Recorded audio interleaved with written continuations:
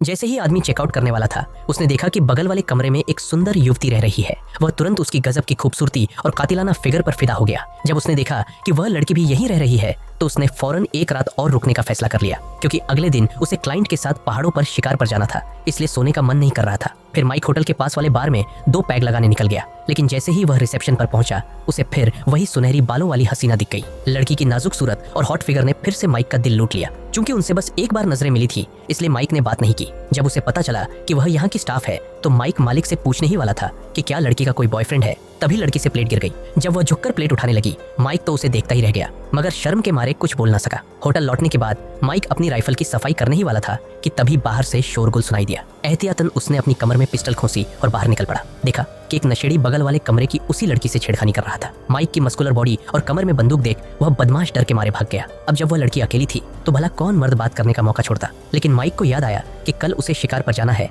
तो वो चुपचाप अपने कमरे में चला गया। उसकी यह हरकत लड़की को काफी निराश कर गई। अगली सुबह माइक तैयार होकर पहाड़ी के नीचे वाली दुकान पर गया। तभी उसने दुकानदार से पूछा कि आज का क्लाइंट कौन है। तभी वही सुनहरी बालों वाली लड़की दुकान में दाखिल हो गई। माइक को तब जाकर समझ आया कि आज जिसका साथ देना है शिकार में, वो और कोई नहीं, वही लड़की है। ज्यादा वक्त गंवाए बिना दोनों पहाड़ी की ओर रवाना हो गए, और तभी केट ने बताया कि वो अपने पिता की अस्थियां यहीं विसर्जित करने आई है, क्योंकि उसके पिता को इस जगह में शिकार करना बहुत पसंद था। तो उनकी अंतिम इच्छा थी कि उनकी राख यहीं उड़ाई जाए। इसलिए केट ने एक प्रोफेशनल हंटर को हायर किया। दिन भर चलने के बाद माइक केट को पहाड़ की चोटी तक ले गया, लेकिन अंधेरा होने के कारण उन्होंने वहीं रुकने का फैसला किया। अब जब माहौल थोड़ा रोमांटिक हो चला था, केट ने माइक से पूछा कि इतना परफेक्ट आदमी आखिर किस तरह की फैमिली से होगा। माइक अब अपनी कहानी बताने का फैसला करता है। एक दिन उसके पिता ने गेंद सड़क पर फेंकी, बेटी उसे पकड़ न सकी और भागते हुए सड़क पर आ गई। तभी एक 15 साल के लड़के ने पहली बार गाड़ी चलाते हुए उस मासूम बच्ची को कुचल दिया। माइक की पत्नी ने इस हादसे के लिए माइक को जिम्मेदार ठहराया। अपना दुख कम करने के लिए वो पड़ोसी से दिल लगाने लगी और माइक ने रंगे हाथों पकड़ लिया। दोनों में जबरदस्त झगड़ा हुआ। पत्नी ने माइक को दोषी नहीं माना